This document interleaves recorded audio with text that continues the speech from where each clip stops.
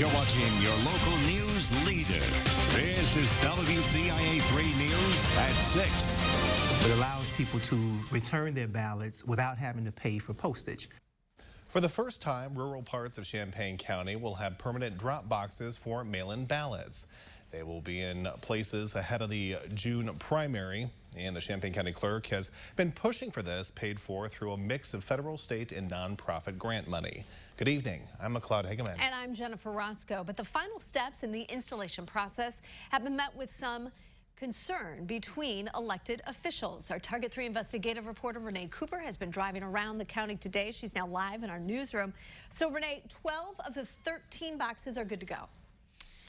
Yeah, Jennifer, that's right. So 7 of those boxes have actually been installed, and an additional 6 are set up to go in those rural areas, and just about everything is set to go. Boxes are going to be installed in 5 small cities in town as soon as the weather warms up.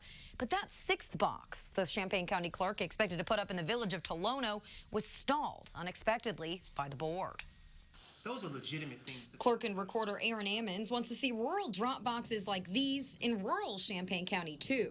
He's 5 out of 6 in signing agreements with local governments to install them. The holdup is Tolono. I thought we were ready to go. We have an agreement.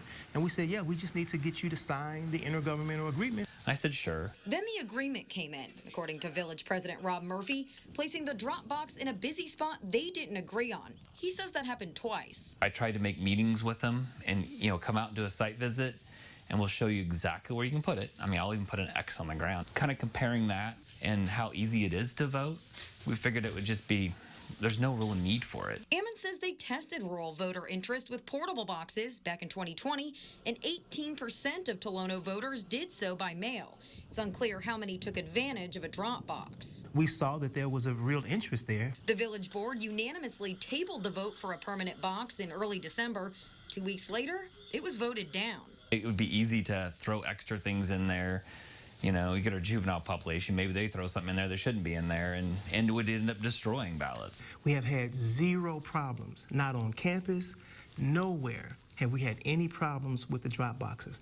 No vandalism, nobody writing on them, nobody trying to break in them, none of that. Ammons called Murphy's comments, quote, Republican talking points, referring to a nationwide push against drop boxes by members of the GOP.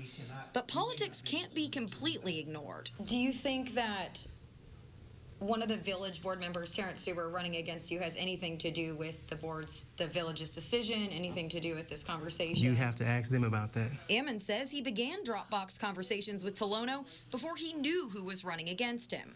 We're fine with it. And then all the kind of confusion and the back and forth started happening. It creates access, and you don't have to pay anything more for it. So we thought it was a win-win for everybody.